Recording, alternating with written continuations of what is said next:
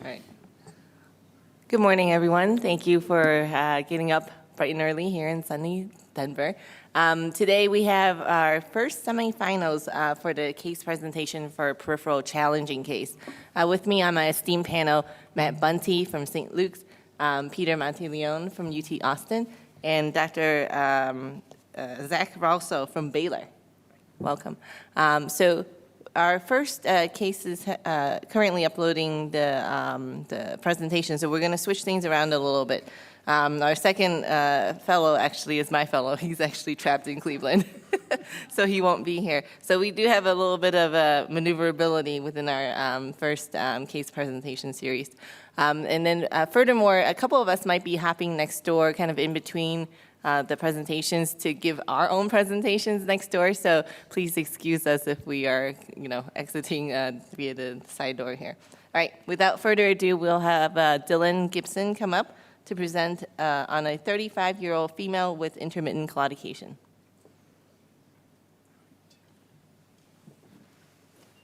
Is this the device to switch slides? Yes.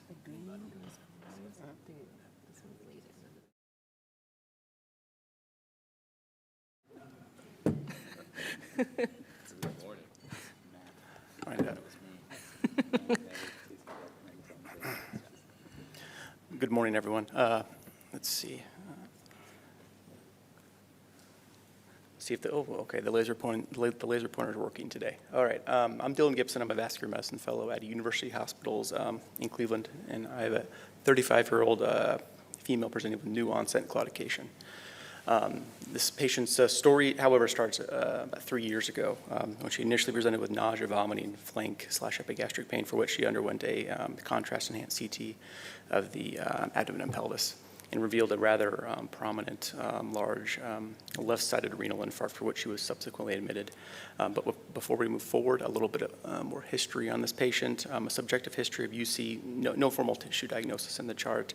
Active smoker, no personal or family history of blood clots, whether those be venous or arterial in nature. Not on oral contraceptives, and an otherwise negative review of systems. While inpatient, she underwent a rather thorough embolic or thrombotic workup consisting of an echo with bubble study, being maintained on telemetry for any AFib or dysrhythmias, renal artery duplex, and a rather limited thrombophilia testing for APLA antibodies, and the comprehensive imaging of the aorta, looking for any sort of plaque or any other burden that could explain this infarct. Everything was negative and or normal. And the decision was made to start this patient on a Lovenox bridge to therapeutic Coumadin, given the apparent arterial nature of this infarct. In the outpatient setting, started on atorvastatin, baby aspirin, counseled to quit smoking. Notably found to have a rather markedly elevated Lp(a) at 215, for which she was initially referred to a lipid specialist, and initially started on niacin, actually, because it's rather difficult to get a prior house on PCSK9 inhibitors in a timely manner. And Coumadin continued for approximately 1 year.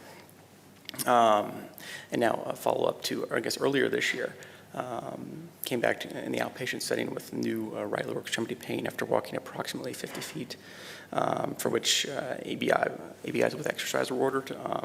Notably, some repeat labs were checked at that time as well. Lp(a), I guess mildly improved, down from 215 to 190, but still markedly elevated with an LDL of 86. So the PVRs at rest, completely normal ABIs, normal Doppler waveforms, normal PVR waveforms as well. However, with exercise, a rather marked decrease in her right ABI from 1.12 down to 0.58. With this, subsequent CT, the abdominal aorta with runoff was ordered. And I apologize for the images here. I feel like they really don't do it justice. But mainly here on the right side, really around the common iliac, right before the internal takeoff, you kind of see some diffuse wall thickening. And then over here on the transverse images, it's almost impossible to see the right common iliac, whereas over here on the left, you can see a good contrast enhancement. So this raised concern for really two issues, one, either thrombosis or a vasculitis process. At this time, with that concern for thrombosis, therapeutic anticoagulation was started. Again, another rather broad repeat workup was ordered. Repeat APLA studies, ANA with an ANA panel, ANCAs, C3, C4, looking for any sort of vasculitis, and a repeat echo at bubble, all negative, all normal. So at this point, I guess a full court press was started. She was referred to GI, given this questionable history of inflammatory bowel disease, because there is increased risk of thromboses with inflammatory bowel disease. Also, again, followed up with a lipid specialist, and at this point was converted from a niacin to PCSK9 inhibitor, and also referred to interventional cardiology, where she underwent an angiogram. And here, right in the, I guess, the common right external artery, external iliac artery, we can see a lot of I guess thinning here, or stenosis, if you will, for which she did receive a stent. At this point, I guess the concern for thrombosis was really negligible, so the therapeutic anticoagulation was stopped with Plavix started in its place. So everything was kind of rather fine after that until she came and followed up again here in June of this year, where the right lower extremity issues seemed to resolve. However, in its place, left lower issues have kind of come about with evidenced by the post-exercise left lower extremity ABI here, from 1.07 to 0.72. At this point, she has been initially referred to vascular rehab in an attempt to avoid a second intervention in this lady. And at this point, there was kind of a concern raised for a more arteriopathy, for which she underwent carotid and renal arterial ultrasounds. Notably on the carotid, rather diffuse, elevations in the mid to distal segments, which I guess FMD is always at the top of the differential in that setting, and then kind of diffuse velocities, evidently in the bilateral renal arteries, kind of coinciding with an elevated renal aortic ratio. At this point, she was referred for a second opinion. And the second opinion happened just a little earlier this month, and this individual put forth the idea of checking for an IgG4 disease, considering advanced imaging with a PET, acquiring a CT, the head and neck, to complete head or intracranial to pelvic imaging of the arterial beds in the setting of concern for FMD, and to consider a diagnostic renal angiogram to get a closer look, given her prior infarcts and this question of possible FMD. So. Unfortunately, none of this has really been done yet, so this kind of leads us, I guess, up to now where we have this atypical multi-bed process involving both legs, left carotid, left subclavian, both renal arteries, and something that appears progressive in nature, and something that we really haven't really been able to dial in on yet. So the differential is rather broad, but we still don't have a good answer. Endofibrosis could be on the differential and could explain that iliac lesion. However, in a more classical endofibrosis, you would see a more distal lesion in that external iliac, and not one that's so proximal. FMD is also on the differential, but based on the imaging we have so far, there's no classical beads on a string appearance. However, maybe upon further imaging, that'll maybe clear everything up a bit. And as far as IgG4 disease, that really fits into more of a vasculitis category, but with her negative titers, negative inflammatory markers, remains a little less likely. And then I suppose thrombotic or embolic etiologies could be possible as well. However, again, the workup is negative. So we really have a true, I guess, clinical unknown on our hands, and I guess a lot of work and research to do. All right, and that's all I have. Thank you, Dillon. That's a very interesting case. I think some of the imaging is a little bit atypical for FMD. Mm-hmm. Matt, do you want to comment a little bit on your experience with with FMD in your practice? Sure. Yeah, I agree with you completely, June. This is a really unusual case of FMD presenting like this. Certainly, FMD can involve the iliac arteries, but this just being a young female, I wonder what her ethnicity is or her family origin is, if she's Japanese she's or Asian. Caucasian. Caucasian, yeah. Mm-hmm. I mean, I was kind of thinking, given her age and everything, Takayasu arteritis, which can be, it really is more of a clinical or ultrasound diagnosis. Mm-hmm. There's not always a smoking gun inflammatory marker, mm-hmm. and so that I would also keep in the differential. Yeah, it doesn't match up with anything, right? It's you see that iliac picture and you kind of think maybe like an atypical endofibrosis, but the story doesn't make sense for that. You wouldn't get the renal infarct. You wouldn't get anything else. In addition to not FMD, it doesn't look like segmental arterial megalysis. It doesn't really look like much of anything. So what'd you guys do? She had a renal infarct. Did she end up on anticoagulation for the renal infarct forever? She's 35 years young. For maybe a year and a half or so, until the, I guess, thrombotic etiology was more or less ruled out. And when she had that stent placed, then she was placed on DAPT. You know, the one thing I would say is you're there with an angiogram. Invasive imaging would have been interesting, at least on that iliac, right? Mm-hmm. So you can see if that's patterning of muscle or what that might be. Have you guys followed up on her lipoprotein A levels after the PCSK9 with how elevated those were? Not yet. You should be curious because there's also our lipid specialist, I can't even remember the name of it right now, but there's now an actual new targeted drug that's in trial that's directly lowers lipoprotein A levels. And so with that as a part of your differential, I may be curious to see how far you could drive that down and if it helps to resolve some of her symptoms. Awesome. All right. Good. Perfect. Thank you. Thank you. All right.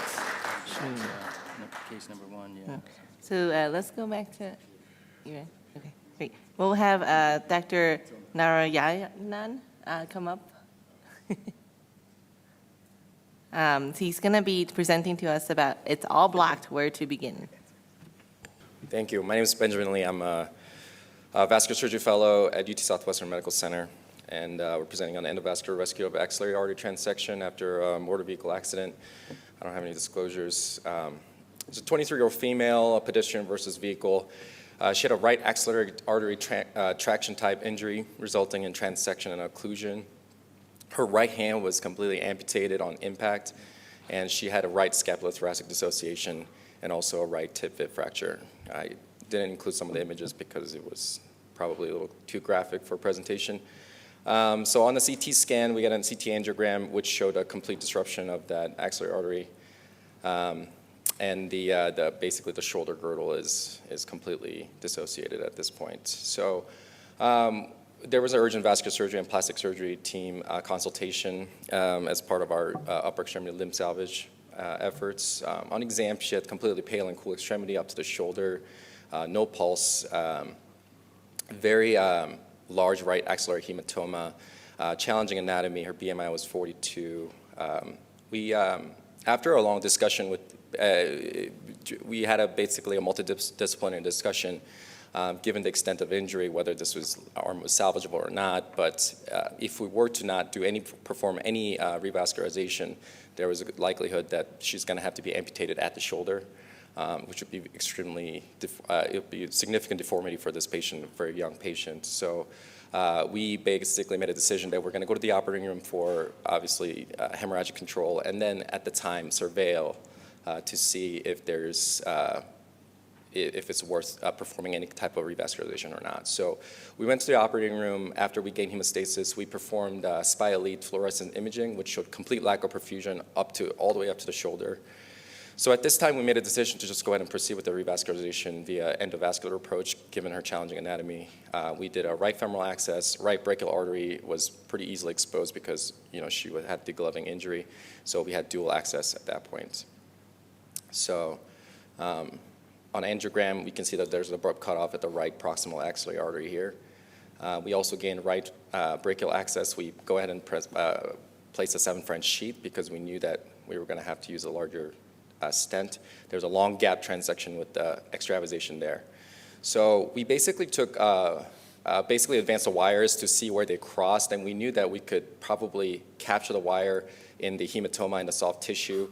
So we advanced glide wire 035 in the soft tissue, and using a gooseneck snare, we were able to snare that glide wire to establish a through access. After that, we exchanged to an 018 wire system and deployed first 7mm Gore Viabond self-expanding stent. We bridged it with the second piece and ironed everything out with the 7mm balloon. So post-angiogram, excellent perfusion all the way down. Now you're getting bleeding from the radial and ulnar artery that was transected. So we went ahead and proceeded with the hemostatic efforts afterwards. So to do that, we basically abducted the arm to formally ligate the occluded arteries, wash out. After we abducted the arm and started working on it, we were notified by the anesthesiologist that patient's becoming acutely hypotensive. I think because of her anatomy, it was very difficult to note that she actually had a growing axillary artery hematoma. At this point, we suspected that because she had that shoulder injury and there was a long gap, that when we abducted the arm, likely the stents were separated. So at this time, she went into cardiac arrest. We did massive transfusion protocol, and then we, using our 6 French destination sheet that was parked in the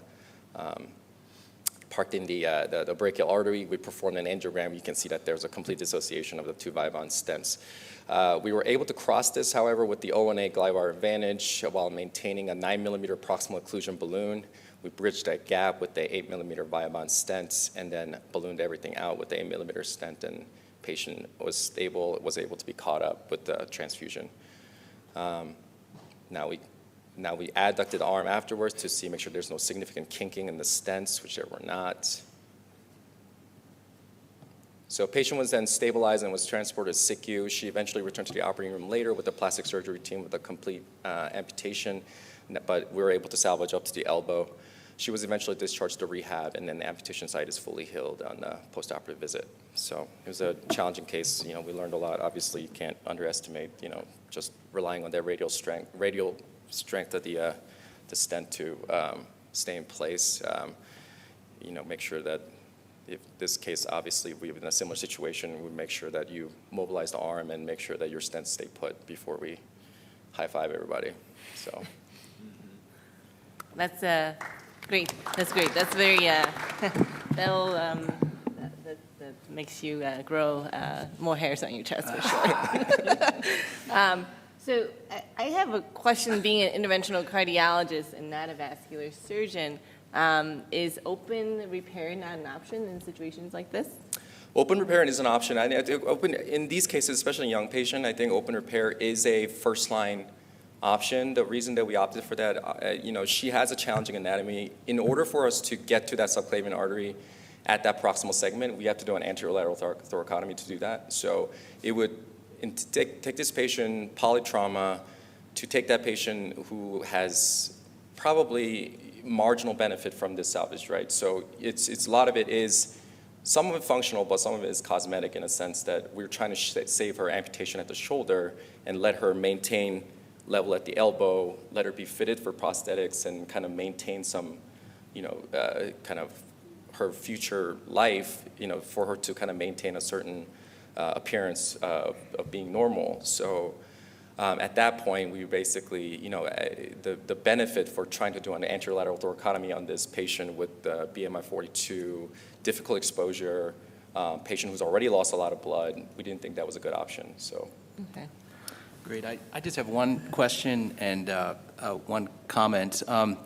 Was there any additional orthopedic surgery she had to have with? She did. She had to have a tibial tib fracture, initially ex-fix, and then eventually had a definitive repair. Oh, I see. I guess I was specifically referring to the shoulder. There was so much separation of the scapula. They initially managed it, I think because of, you know, everything that was going on, initially managed it conservatively. They put her on a shoulder sling, and then they went back for, I believe they went back for a repair afterwards. But initially, for the first acute period, for the first 2 weeks after the surgery, after the initial trauma, they managed it conservatively. Great. And then just one comment, you know, I think this case, while we may not be working in the axillary artery doing covered stents here, often we do occasionally put covered stents elsewhere in high flexion areas, and I think it's a good case just to remember to provide plenty of overlap in those segments to make sure you're sealed. Absolutely. Yeah, I agree with the overlap comment. Typically, we try to have as long as possible, so you minimize the number of stents. So if you're able to place a 25 centimeter stent, you might have been able to avoid this in the first place. Right. So a longer stent and making sure that you're well sized. You know, I don't know that IVUS would have been helpful or not here, or feasible, but IVUS certainly will help us size appropriately for Viabahn. Huge credit to whoever remembered to hit fluorosave on the snare inside the hematoma. That's a big win. It's interesting to think you're putting stent into what was normal vessel, and that sizing just becomes even more important because that Viabahn is going to want to slip in and slip out, and overlap makes sense. I imagine you err to the side of more overlap on each side, plus within the stents, but it's fascinating and terrifying at the same time. Hemorrhagic shock, she's clamped down as well, so sizing even more difficult. So young that, when you put vibe on the legs, you've got atherosclerotic disease to hold it. Here you don't have that. The slippage is common. So we have a patient where it was pseudoendocrine of the groin, and what we're going to do is we're going to telescope. So the distal one was a little smaller, the other one was overlapped and was a little bigger. And ultimately, we did IVUS because sometimes, when the arteries are bleeding, they kind of spasm a bit, so you misjudge the size of angio's. That's where the IVUS really helps the proximal side. So we ended up sort of bookmarking in place with an ICAST just to kind of staple that proximal end. So it's challenging with these very high questions. Right, yeah, definitely. Great. Well, great case. Thank you. Thanks, sir. Awesome. Thank you. Congratulations. Ready? Okay, great. We'll invite back up Dr. Narayanan to discuss, it's all Blackboard to begin. I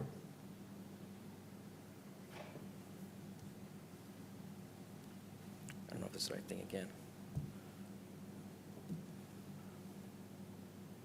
Nope. Do you have my PowerPoint that I opened from your computer?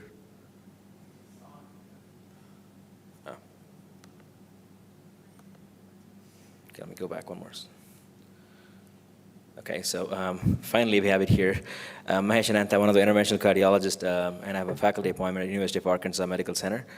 Today I'll be presenting a case where the arteries on the left side was completely blocked from the beginning to end, so I just call it, it's all blocked where to begin. So a 54-year-old male with a history of coronary artery disease presented with non-healing left toe wound that became gangrenous, and he's kind of a guy who doesn't want to get anything done, but it's kind of on the edge, like, okay, if you want to do something that's minimally invasive, I'll go for it. And looking at the leg wound, he was offered below knee amputation as he's not very compliant and stuff, and the entire lower extremity was showing multiple ulcers with gangrene, but he's 54, and he's not very compliant with medication and refused coronary bypass surgery in the past, and he would never get any surgical opinion even. He would never talk to a surgeon. So this is where we start with. That's his iliac on the left side. You can see there's external iliac CTO, there's common iliac osteal disease, not osteal, a little proximal disease. There's no CFA, there's profunda reconstitution, and there's entire SFA, POP, CTO missing, and then below knee, everything was missing. Pretty much there's nothing to show actually in that picture. It's all just the bones with no blood flow, and I could barely see the reconstitution after waiting for 5 or 6 DSA and injecting a lot of contrast and selectively intubating wherever I can go, and finally found maybe just 1 or 2 vessels below the knee. So I decided to go from retrograde access because everything was ambiguous proximally, and the external iliac ends right at like collaterals. There's nothing going down there, so I thought I'll get pedal access, but it was extremely difficult because it was a very underfilled vessel in the leg, and ultrasound guided access was obtained. I used a longitudinal view for obtaining access. I was able to wire through PT, and I wanted to stay, not go subintimal. I wanted to stay true lumen, so I used Ocelot, and we were able to drill through the osteal PT versus CTO, drill through that, went through popliteal true lumen, went all the way into SFA. Finally, we were able to make our way into CFA, the common femoral artery. And once after I got into iliac, I had to knuckle down and enter because Ocelot wouldn't pass. There's no support from below, and the catheter was almost at the end of the length. So I used a little knuckle wire, knuckle through that, enter through the iliac artery, and we're finally showing this video here. That's our Ocelot getting all the way to that CFA, and we're missing all the external iliac artery, and that's where I knuckled and tried to re-enter to that true segment. And we pushed Ocelot, wouldn't go past that, and then we got through, and then we externalized the wire on the right groin, and we ballooned all the way from above into CFA. You'll start getting some flow. And I started stenting the common iliac artery. The ostium was okay, so I stented from the common iliac artery into the external iliac artery and post-dilated it. And then we came down, drug-coated balloon all the way into, actually we had to do a atherectomy of the SFA, a lot of disease in calcium, and then we revascularized into the femoral artery. And that's our last picture, I think. Let me go to the next one. There's good popliteal filling all the way down there, and I did not store a below knee, so I have a fluorosave of that below knee for you. This is SFA that's revascularized nicely and then goes all the way into popliteal. I did not have to stent the SFA. There was no big dissection. We were staying true lumen with ocelot image guidance all the way. So the stent was only in the external iliac and common iliac. We still preserved the internal iliac artery. And I used Eluvia for stenting, self-expanding stent, and then used a balloon expandable stent for the common iliac artery. And this 3-vessel runoff below the knee. We went from PT, and our outcome was the guy underwent 2 amputation, and he's healing well. And at 6-month follow-up, he was doing well still, no further amputations. Orthopedics were happy with wound healing, and he came back, and we had to revascularize the complete right lower extremity. Actually, it was not as bad as the left lower extremity, but we decided to revascularize the right lower extremity because there was no CFA. And I decided to go for coronaries for revascularization for CTO, so I opened up that right lower extremity first on this guy. And this is just a picture of that right lower extremity before and after revascularization. So missing CFA, SFA severely deceased. Went again with pedal axis, opened up, drug-coated balloon, no stenting, and right external iliac artery stenting. And after that, finally we had to do the LED stenting and separate session, and then there's RCA CTO that we took care of by retrograde access from bilateral groin axis. Healed well after this, came back doing well. His ejection fraction improved from 15% to 45%. He's had a right transmetatarsal amputation and a left gangrenous toe amputation, but overall he's doing good and has become very compliant with medications and following up in clinic now. That's my presentation. Thank you for my time here. Great, thank you. We oftentimes see these patients that have concomitant left leg, right leg, lower extremity, complex disease, and as well as cardiac issues. How do you pick, Matt and Zach? How do you pick kind of which area to fix first?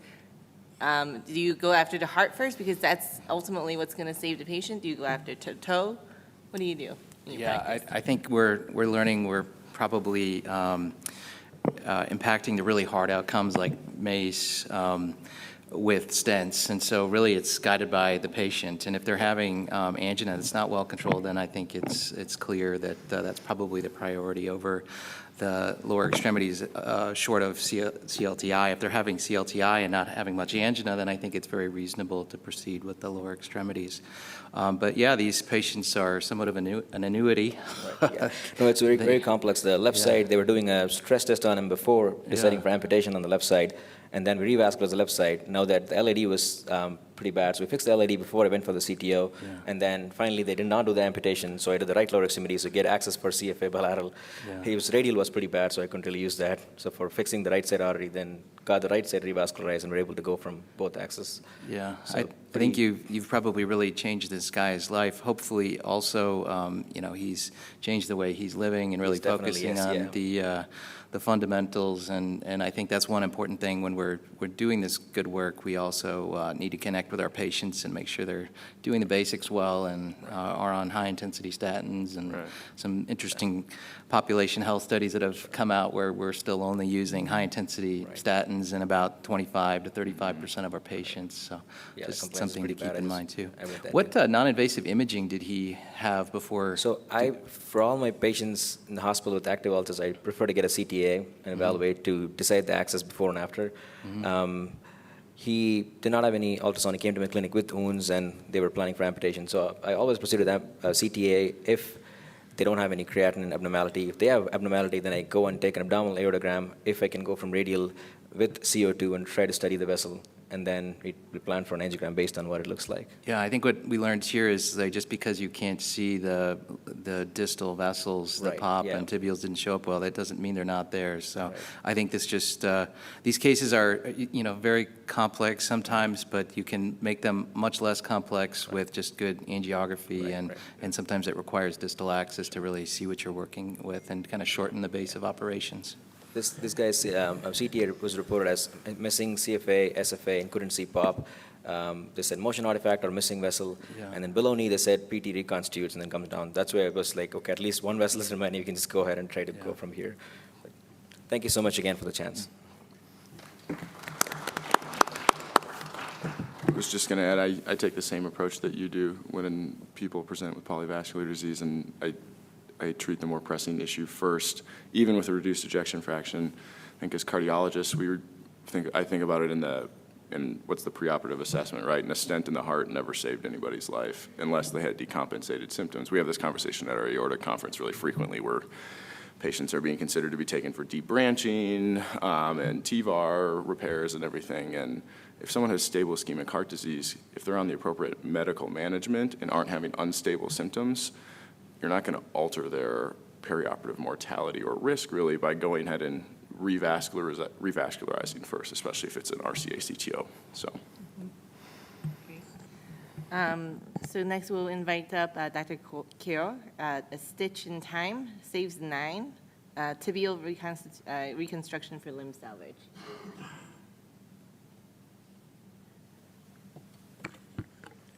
Good morning, everybody. I'm Nirmal. I am a second-year interventional cardiologist out from fellowship working at Alliance Health in Oklahoma, Durant.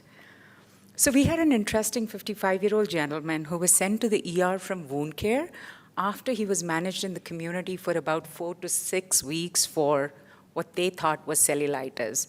Apparently, the cellulitis on antibiotics wasn't healing, hence he was sent to the wound care. Wound care, when they saw the foot, sent him to the ER immediately. His baseline history is uncontrolled diabetes, A1C of 10.6 prior to this procedure, high blood pressure, which was uncontrolled, hyperlipidemia. He had a CVA in the past from an aneurysm rupture, so he had left-sided deficit still. He wears a brace on his foot, and that brace had led to the initial wound that wasn't healing. His baseline creatinine at presentation was 2.3, which improved significantly on admission, hydration, and such. We were significantly lower than that when we started. He was noted to have osteomyelitis, was being treated with antibiotics for the same, seen by podiatry for wound debridement, and he was debrided down to the bone in the left foot. So initial ultrasound showed monophasic waveforms pretty much from the TP trunk down into all 3 vessels. That was how his foot initially had looked. So I took him for diagnostic angiograms. SFA didn't look bad, but down below from POP all the way into the TP trunk and the 3-vessel runoff was pretty bad. You can see there's one focal moderate lesion in the distal SFA, but mostly starting from the POP, distal part into the TP trunk, and then trifurcation, very poor outflow. We did staged procedure on him due to his kidney issues. We just saw the angiogram. We basically first started with subtotal stenosis of the TP trunk, addressed that.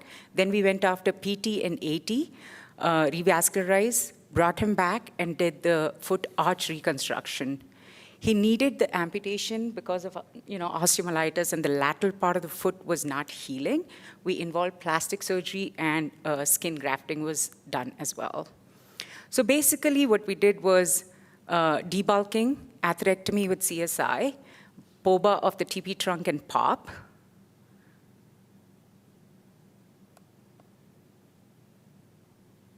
That was the end result on the proximal part of our disease process. The tibial reconstruction, we went after PT and peroneal first. That's supposedly a video. Trying to cross, debulked it. Oh, well, that didn't play. Can you play that for me, please?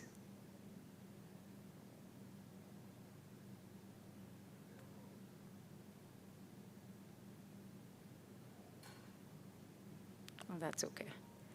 So that's the end product on the perineal and the PT there. Same with the AT.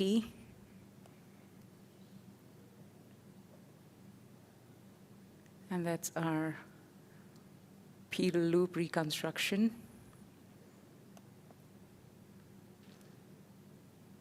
Loop we didn't debulk, we just POBA'd it. And that's how the wound healed. Last I saw him in the clinic was the picture on the right. We managed to save his wound. So, very important thing for us is community education. Had he presented earlier to us, maybe it would not have taken so much of hospitalizations and, plastic interventions and antibiotic courses and such. Aggressive early intervention helps. I've started community educational sessions with PAs, NPs, because many a times these patients are being cared for in the community by PAs and NPs. And no matter what we do, it's for them to have that realization and knowledge base. Hence, I've started these on a monthly basis where I give these sessions so they can see the end product. Multimodality team approach is effective. Collaboration between IC, podiatry, plastics, and wound, close relationships are important. Our job doesn't end here. We have to address the underlying comorbidities. I'm proud to say he's very well controlled on his blood pressure. He's on high intensity statins. His LDLs are running in below 60s, 50s. And I've established him with an endocrinologist with an A1C in the 6.8s. So he himself has realized and is very invested in his own health now. So that's the end of my case. Thank you very much. I'll take any questions. Dr. Lee, I have a question for you. Many of these patients with advanced diabetes and heavily calcified small artery disease into the feet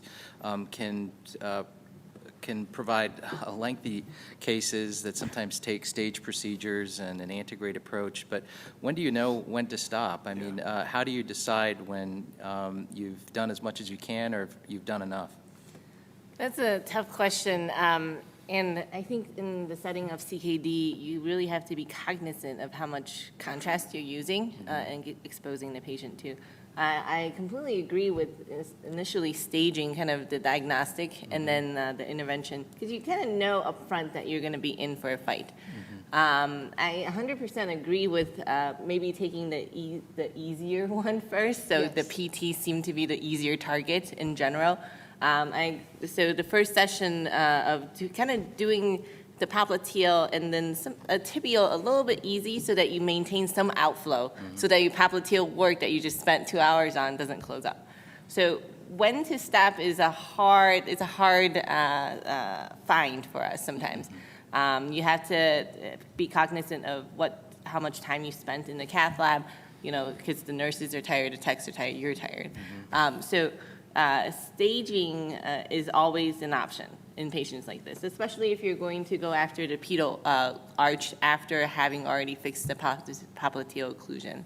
I think maintaining outflow is very important. So if all the tibials were occluded and you had fixed a complex SFA popliteal CTO, you should probably bring the patient back within kind of a 2-week period of time as opposed to kind of 4 or 6 weeks, just so that the work that you had done doesn't close up. Right. And it was satisfying to see that there was a little bit of blush on that final angiogram, which is usually something that I feel good about, kind of no matter what the rest of the work that's potentially down there to work on. If I see blush, that's usually a good indication that we're getting some perfusion of the wound bed. So, Zach, what are your thoughts on kind of CKD and CO use? I'll use it on occasion. I think in cases like this with CKD, you can get away doing, especially these below the knee cases, with very little contrast actually. Yeah. Because if you appropriately place your catheter, meaning get something that's into the distal SFA, into the popliteal, you can actually get very high quality images without using a lot of contrast, using half and half injections. And if you are going to use CO2, I'll sometimes use CO2 as an initial screening, but it's the same thing. You can't take a picture from the iliac if you're going to use CO2 and expect to see something below the knee. You have to get your catheter close if you're going to do it. But I still, even with people, and I completely agree with staging the procedures, I will use half and half contrast and oftentimes can do these cases with 20 to 30 cc's of contrast if you're smart about setting. I saw you had your roadmap shots set up, and if you're smart about doing all of that, intentionally laying out your tape measures so you have all those, so you have other reference marks, so you're not puffing all the time. Those are other strategies to use to really reduce your risk of contrast exposure. And also, I feel it's a lot about ownership. His creatinine is running about 1.2 now. It was a lot of medication play. He was on HCTZ, Aldecton, all weird combinations. He's young. I took him off all the nephrotoxics, put him on beta blockers, amlodipine. His creatinine kind of fixed itself, hydrated him well. So yeah, it's a lot to fine tune as well. That helps in the long run because he's only 55. He's got plenty years ahead of him. Yeah, well, Dr. Noor, I just wanted to commend you for the community awareness Yes. and work you do, because I think as vascular specialists, it's fun to get really engaged in these cases, which are complicated and certainly acutely change the course of these patients. But frankly, I think we really, as specialists, owe our patients that diligence after the procedure to make sure we fine-tune things. And if we personally aren't going to do it, we see to it that they get the care they need. And I think that's really where you start to move the needle and change Thank you. patients' lives. So. And that delta to me occurred. I trained in Massachusetts at University of Massachusetts, and when I moved down south, I'm doing a job in a rural community setup. You will be surprised coming from those ivory towers and getting down into the community, how thin is healthcare. Yeah. It is abysmal, I kid you not. And it's not the patient's fault, it's ours because we haven't reached out to these populations. Once I started, I realized how much they wanted to know and how much they actually do what you tell them to do. So it's the onus is on us to get down to the ground roots. Well, thank you very much for the opportunity. Thank you. Thank you. Next, we will invite up Dr. Park to discuss multi-level revascularization for limb salvage in a patient with critical hand ischemia. Good morning, everyone. Thank you for all being here. My name is John Park. I am a second-year medicine resident at the University of Texas in Houston, and I'm very excited to present a case of multi-level revascularization, a case of hand ischemia. No disclosures to make. So jumping right into it, we have a 47-year-old diabetic male. He came in with 2 months of left arm claudication pain and non-healing ulcers, specifically of the third and fourth digits of his left hand. As you can see from his medical history, extensive vasculopathy, multi-vessel CAD, bilateral lower extremity PAD, all of which have required multiple interventions, even to the point of needing a below-the-knee amputation. So after the initial history and physical, we decided with non-invasive imaging with ultrasonography, which showed severe stenosis of the left brachial artery and occlusion of the ulnar artery at the origin. So these are just kind of pictures pre-procedurally. As you can see, there's discoloration of the distal digit, and there's a non-healing ulcer at the nail bed. Actually, during the clinic visit, he had mentioned that he had decreased sensation, he had obviously claudication pain, and even limited mobility. So the next step after the history of the physical, the non-invasive imaging, came the angiogram. So this first video is going to show you, this was through left subclavian access. We see the axillary artery coming into the proximal brachial, and we see this beaded appearance, which could be indicative of things like FMD or atherosclerosis, with the remainder of the brachial branch being relatively patent. This second image shows the distal brachial artery at its bifurcation coming in, and as you can see here, the radial artery has reasonable perfusion with this string-like appearance in the ulnar artery. And the last one, as you're going to see on the third image here, is the vascularization of the hand is mostly being supplied by the radial artery. You see again that string-like appearance in the ulnar artery, which we thought was due to some retrograde flow. So I said that the title was multi-level revascularization. So this is part one of that multi-level. So we first started at the brachial PTA. So going kind of stepwise manner, there was a 4 French catheter that was advanced over an 035 Amplatz wire, and the selective angiogram was confirming the stenosis at the site. I have that one red arrow. Obviously, there could be multiple red arrows with that beaded appearance. Before I show that next slide, so the 014 sine wire was advanced, IVUS was performed and confirmed the severe concentric plaque, which was more indicative of atherosclerosis compared to FMD. And if I've seen any kind of recurring theme at this conference, it's been that it's important to image before you act, and I think this was an appropriate case where we did that exact thing. So the Amplatz wire was reinserted, the lesion was pre-dilated with a 3 by 40 millimeter balloon, and then followed by a 5 by 80 millimeter drug-coated balloon. And as you can see here, much improved flow. And the IVUS was also utilized to determine the size of the balloon as well. So this is actually my favorite part of the procedure, is crossing the ulnar CTO. This is part 2 of that multi-level revascularization. And before I show the video itself, so the Amplatz procedure, like going from the brachial, the Amplatz was removed, the scion wire over a turnpike was inserted, the scion was exchanged for 014 fiber wire and then was used to cross the ulnar stenosis with a knuckle technique, which you're gonna see right here, not that direction, and then pulling back, creating that knuckle, and then busting right through. Very satisfying. So the turnpike was advanced to the distal ulnar artery, the fiber wire was exchanged for a scion wire, and then the turnpike was eventually removed, and then and I'm gonna show the video as it's going right now, hopefully, was removed, and the proximal to mid-ulnar was pre-dilated with a 2x30 millimeter coronary balloon, right, all the way down. So we're kind of making our way to the distal aspect now, so we're getting closer. Now this is part 3 of that multi-level revascularization, which is crossing the occlusion at the wrist.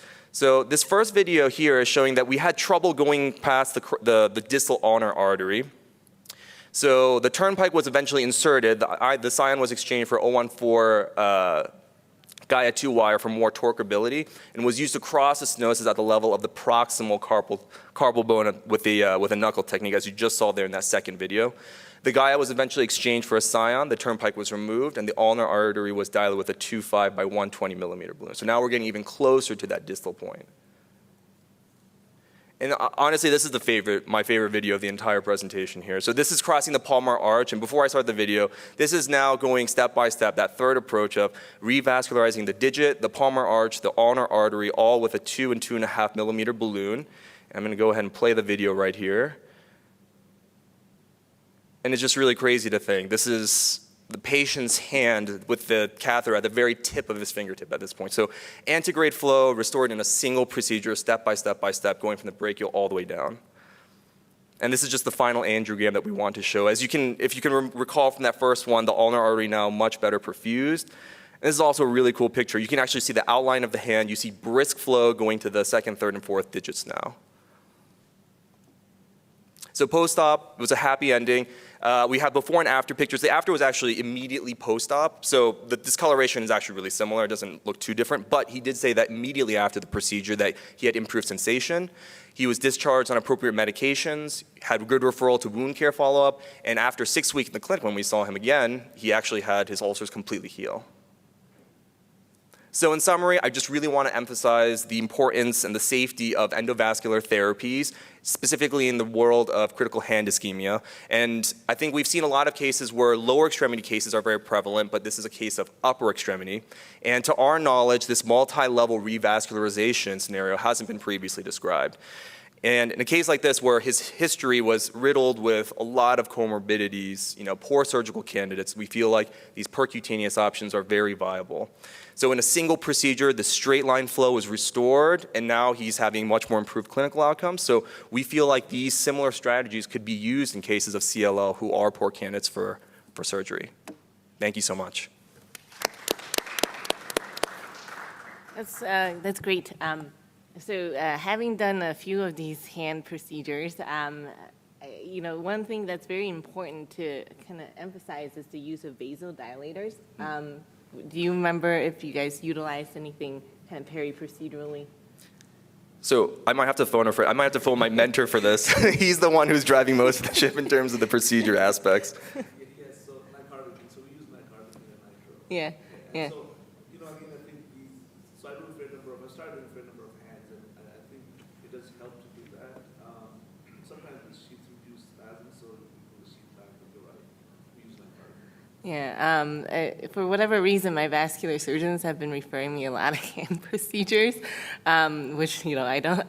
We don't love hand procedures. It's a lot of jeopardy when people lose their fingers and lose their hand. It can be a very morbid issue.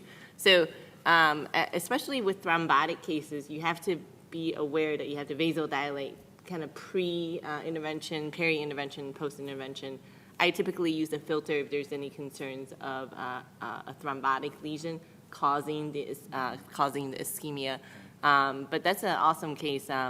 Great wiring technique. Great. I think what helped us is, I was the coronary CTO, so all the wires are coronary wires. just same thing from the peripheral. If it's like claudication, you don't, but this was actually limb ischemia.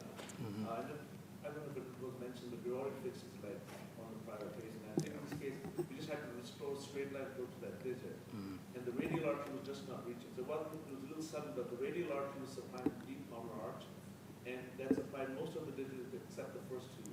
And so the first two were actually being supplied by the ulna, which is why we went down to that. Okay. But the ulcer was actually on the third digit, right? Third digit. Third Yeah. digit, Yeah, yeah. I thought I was going to ask you, and maybe I'll ask you, Mustafa, why go after the ulnar, because it looked like you Had did inline have flow some through the some radial. filling. If you actually see the radial, there's actually disease already in the radial distal part. Mhm, there- I saw again, that, the whole yeah. idea is absolutely, so if it was just, if you had a really nicely graded, so this guy, by the way, his hemoglobin is terrible. It's like 12.7 or something like that. A1C, he's unfortunately not very sophisticated. And so I think he does have diffuse disease throughout the entire, I remember with the ultrasound, even though the brachial artery was patent, even the patent areas had eccentric plaque on it. That's why in a man, 5, typically the subclavian and the brachial are much bigger, just diffuse disease. Yeah. So I think it was more for complete revascularization, but I think it could have been reasonable to just do the upper and see how it responds. Sure, fair enough. Dr. Lee, how often do you use upper extremity physiologic testing to kind of prepare for these cases? We certainly are very versed in using physiologic testing for lower extremity CLTI, but I just wondered your use of. I actually rely more on duplex to understand kind of exactly where the occlusions might be occurring. And then if really appropriate, if you're really concerned about a thrombotic lesion, CTA is useful actually for planning purposes. Sure. If you were concerned about a thrombotic lesion, would you just use a filter protection, or would you ever consider using something like an aspiration or Rotarex in a deeper vessel? As Dr. Zeller showed us yesterday, he took it all the way up and down the iliac CTOs. So I have done a couple of cases where I just put a cover stent to trap the thrombus rather than messing around.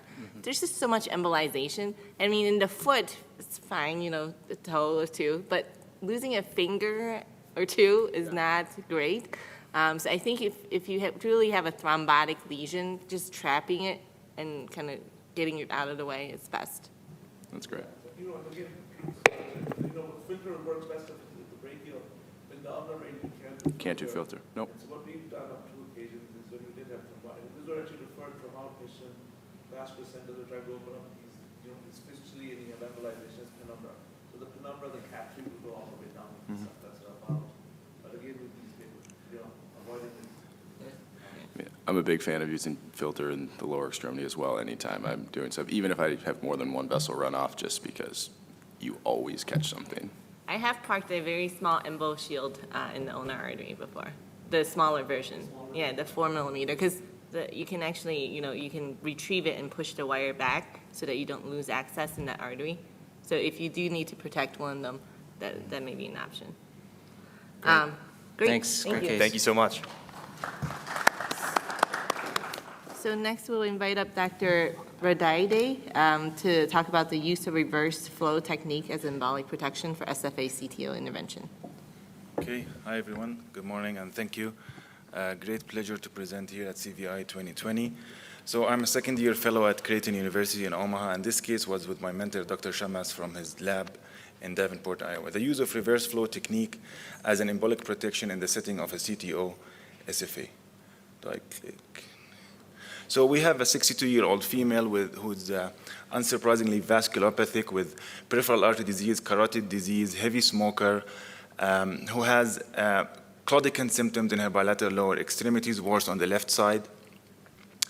Unsurprisingly, extensive endovascular therapy was done from the year 2006 to 2019. She has bilateral iliac stenting. She had right common femoral and SFA stenting and left SFA. Also, therapy included atherectomy and DCBs in both extremities in the past. She's on good medical therapy, including solostazole, aspirin, low-dose Xarelto, metoprolol, and statin. So we proceeded with a CTA of the lower extremity, which showed a total occlusion of her SFA on the left side with collateralization and at the level of the distal SFA. This occlusion happened at the bifurcation at profunda and SFA, and as I said, it reconstitutes to the distal SFA. So the baseline angio that was carried, it showed a patent iliac arteries bilaterally. It showed a patent left external iliac with a stent. The right common femoral was patent. The right SFA had a stent with 80 to 90% ISR. Left common femoral had some disease, 40%. Left SFA had a total occlusion at the origin of the vessel and reconstituted distally, and it was an instant restenosis. The left popliteal and the left tibial arteries in the left leg were patent. So let's see here. Yeah, this angio here shows a lung CTO lesion on the left side and almost barely patent flow in the lower extremities. So this photo here shows a still image, the proximal cap that is a CTO at the level of the bifurcation of SFA and profunda. And I hope the slide is still. So actually there's a slide missing that describes the technique. How can I go back? So the technique that was used here is after running the axis from the right common femoral sheath with a 6 French, after running the bilateral iliac angiogram with a pigtail, we upgraded to the use of a multi-purpose catheter and performed this angio on the left that showed the CTO, and we upgraded the sheath to a destination sheath to achieve a crossing of the proximal CTO cap with a multi-purpose catheter, and that is the important technique here on the image to the right. So after achieving this crossing, the whole left lower extremity was treated with no contrast and no saline injection, performed after crossing the proximal CTO sheath with a multi-purpose with a destination sheath and then a multi-purpose catheter. We initially performed aspiration with some debris that I will show later. We angioplasted distally up to proximally and performed stenting with Eluvia stents from the most distal to the most proximal edge of the CTO. And the technique here, and it was all performed without contrast injection. So we used 3 Eluvia stents, distally 7 by 120, and we performed aspiration after that. A second Eluvia stent in a tandem fashion was deployed, and then we aspirated. And then as we pulled the sheath most proximal to the CTO, we deployed a small Eluvia stent. At the same time, we were pulling the sheath back. This is the debris that we got as we aspirated, and you can see it's the technique is to properly seal the sheath so air doesn't come out.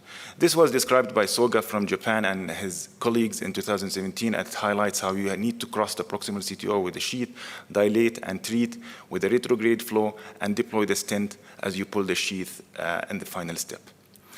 This is the final angio. You have good flow in the proximal SFA, and here is angio at the level of the foot, the popliteal artery with the bifurcation, tibioperoneal, and distally at the level of the foot. So distal runoffs with nitroglycerin, we saw no embolization and manual pressure to hold ACT for CFA disease. Take-home messages this is a safe technique in the setting of CTO of the SFA. We think about cost effectiveness if you want to use a filter. And sometimes it's good that sometimes deploying a filter can be difficult. Sometimes debris gets held in the filter as we intervene in the peripheral field. Disadvantages, you don't visualize the treating artery in this case because we didn't use contrast, so the use of atherectomy or other devices might be difficult. And thank you.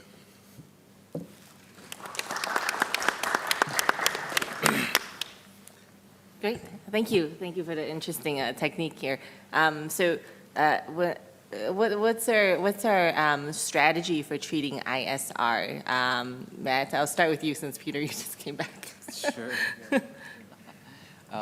I tend to really rely heavily on atherectomy, and particularly with preference for laser atherectomy, and then I'll use drug-coated balloon angioplasty. I think one of the challenges with these cases is both the proximal and distal ends of the stents tend to get really heavily fibrotic, so cutting balloon angioplasty can be helpful. In this particular case, that profunda femoral artery was also severely stenosed, which was kind of ominous because this SFA has already gone down, and unfortunately the risk of this going down again is fairly significant. And so I guess I'll ask you, Dr. Monteleone, what would your strategy be for dealing with that profunda femoral artery in this complex case? Oh, there we go. There's not much you can do. You'll see folks, try to wire into it and do kissing balloon angioplasties and drug-coated balloon angioplasties into the profunda with a matched balloon, but then you're crushing your SFA ostia balloon, and there was so much going on before you even started. That stent at the ostia of the SFA was encroaching on the profunda, giving you that disease. It looks like there was 3 layers of stent at one point in the proximal SFA before you guys even started. To Dr. Lee's point, that the best way to treat ISR is to try to avoid lots of stent, and that doesn't mean you can't stent, but multiple layers of stent that train track the SFA is terrible. If you look at that SCAI consensus document, the only thing that gets a data 1 level evidence, like you said, Matt, is DCB, and you get like 2A, I think, for laser, and none of it works. 50% of those patients are back in a year, and so our worst cases are stent thrombosis cases, and ISR cases come back at 50% in a year. So try to avoid it, and then DCBing it, crossing your fingers and getting ready for them to come back. I do the same thing. I try not to put down more stent if I can avoid it. I've done laser, and I would IVUS that first, and depending on how thrombotic it appeared, I'd consider doing Rotarex to try to actually debride some of that as well. I would put a filter down still, especially with all of that. Question for the panel. Would you guys, rather than relining with alluvia, knowing that there's all that instant restenosis and debris already there with 3 layers of stent, not that you want to put down more, but would someone use a Viabon there instead to reline with a heparinized layer? So I think you hit the point on the nail. If there's thrombotic reocclusion, if really this abruptly occurred, you may consider Viabon as an option because it's going to recur again pretty rapidly. And I noticed that he was on a low-dose Xarelto to begin with, but perhaps this would be an appropriate candidate for full-dose DOAC, just heavy-dose DOAC, with Plavix at least for 6 months, if not extended. And then you really have to reconsider kind of long-term therapy for someone like this with this many layers of stents. Thank you. Yeah, thanks. And last but not least, we have Dr. Bellier presenting on a rare non-fatal case of acute Leriche syndrome.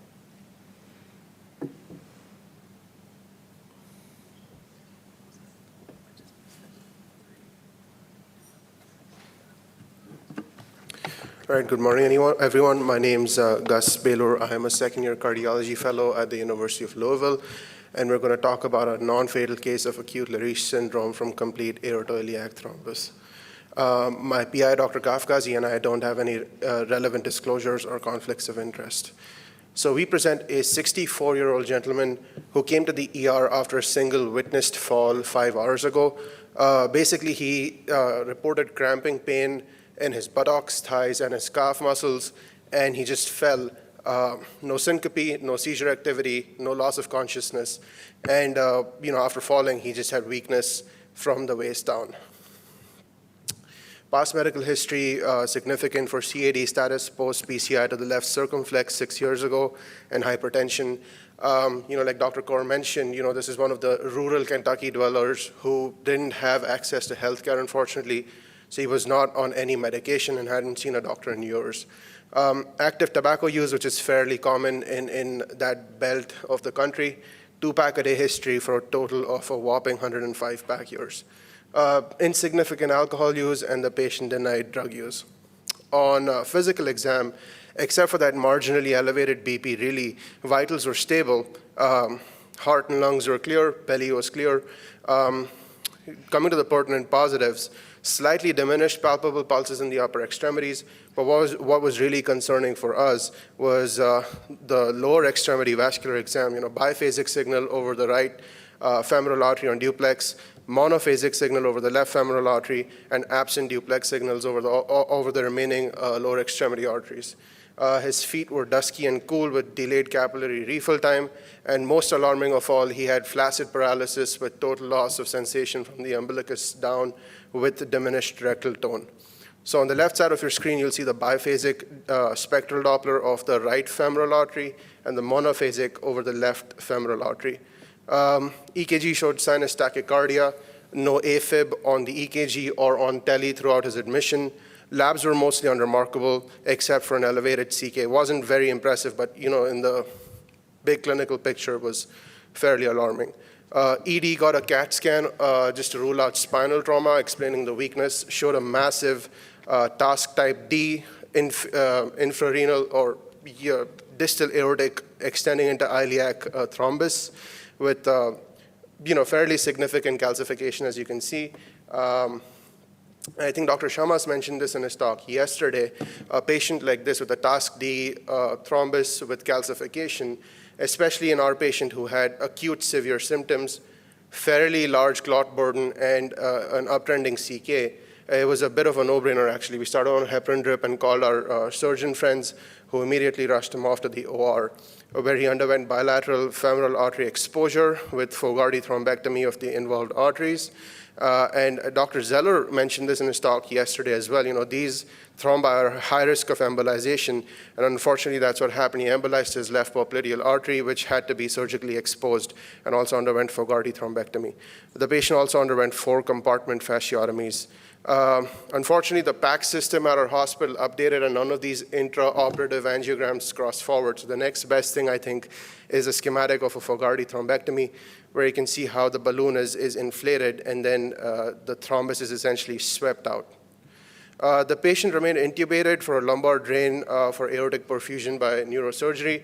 Post-op was complicated by ATN, which kind of translated to a subacute kidney injury, which is now resolved on follow-up.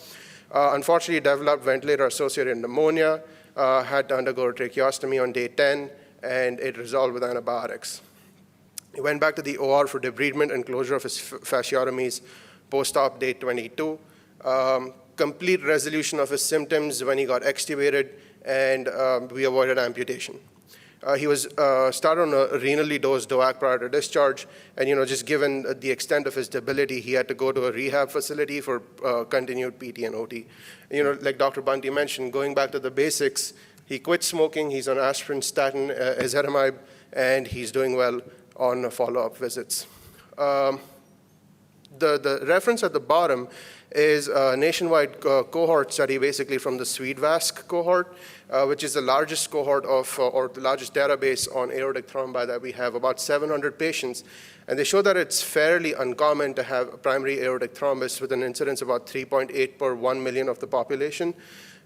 They said that, you have to have some kind of predisposing aortic disease, either some underlying atherosclerosis or dissection or an aneurysm that morphs the anatomy a little bit, or if someone's gone in and fiddled with it before, like surgical procedures or endovascular procedures, predispose patients to primary aortic thrombus, and then malignancy, thrombocytosis, or chemotherapy tips them over the edge and actually causes thrombosis like this.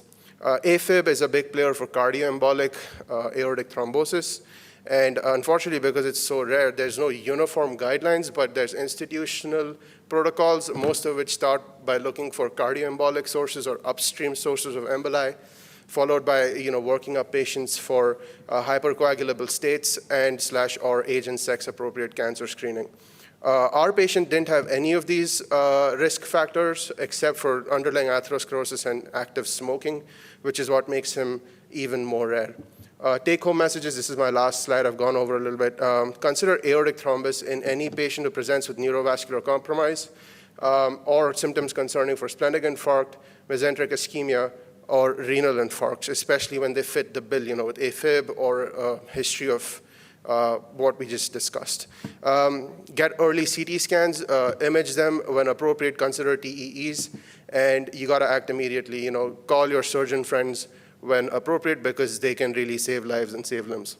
Thank you for your attention. Dr. Lee, these are always really challenging cases, and in our institution, when we see these cases, we really take a multidisciplinary approach, and these cases, as challenging as they are really fun to do as hybrid cases together with surgery, and I think there's always challenges when you're dealing with aortic or iliac artery thrombus. And so I just wanted to confirm, did you say this patient underwent bilateral cut downs? Okay, but still had a lot of distal embolization despite that. So yeah, I think perhaps some of that embolization was already there, or, in the process of fixing this, there's a lot of clot in there. Dr. Lee, do you see any role for endovascular aspiration technologies? We've got a lot on the market now, and it seems like every other quarter there's a new one coming. So what do you think the role would be for endovascular thrombectomy here? The clot burden in this specific case was actually tremendous. It was a very large clot burden. I don't, to be honest, I think right now in July, August 2022, I don't think we have the perfect thrombectomy device for this specific case. There are some that are being explored, obviously, that could potentially be used in a patient who truly is a non-surgical candidate. But I agree, that surgery is the upfront procedure for this patient. I don't think that's all thrombus either, though, because there is, on the CT scan, you don't have a clear inciting event, and there also was calcium in and around there. So my guess is that he had a significant atherosclerotic burden that was building up, and then, for whatever reason, hit his tipping point, too. And his long-term management is difficult, right? I mean, he's a setup for cholesterol embolization. There isn't good evidence to go in and trap all this. I think some people would probably consider placing an EVAR just to trap it all. I guess we can all play Monday morning quarterback. The one benefit of that would be that he would have 12 or 16 French sheaths in his groin and maybe wouldn't have had as much embolic disease during it. But in the acute setting, really challenging, and restoring flow is absolutely the most important thing to save his limb. So I commend you guys for doing that. Yeah, I think that's a great point, Dr. Rossel.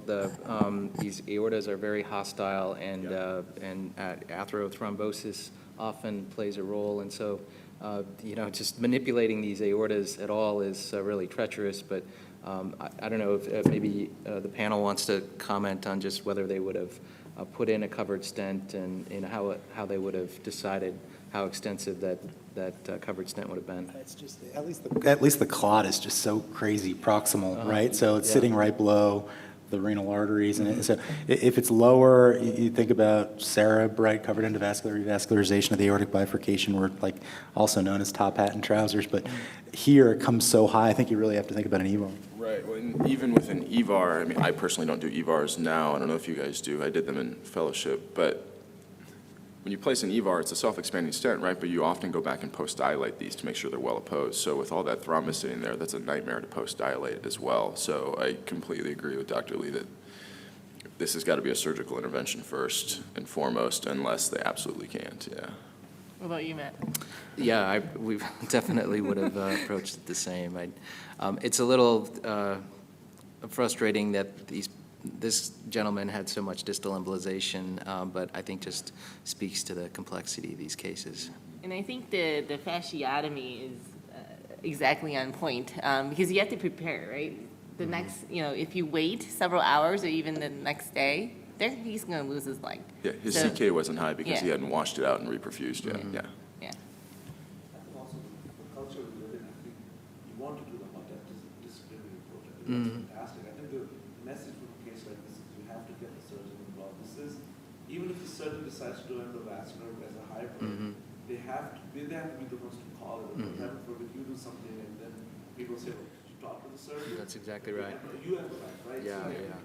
Message for this complex, and I think that's true throughout cardiovascular. I think that you do a multidisciplinary approach is what keeps, It's such a wise point, and certainly one that I have now live by, and just from experience. And I think all the way around, it's appreciated, and I think just facilitating communication and engagement, it's all good. So, Great. Thank you. Thank you. Good job. Thank you. All right. I think with that, we're going to break a little bit early and then return at 10:30 for the second semifinals. So I just wanted to mention, thank you for those who presented at this session. This panel will select the top two we feel will go on to the next round, which is going to occur on Saturday. So you'll be notified by the CVI team if you've made it to that next round here. So thank you again for everyone who presented. I want to commend everybody who presented too, because while we're here to show really interesting cases, which are really fun to look at, everybody focused on the medical management too, right?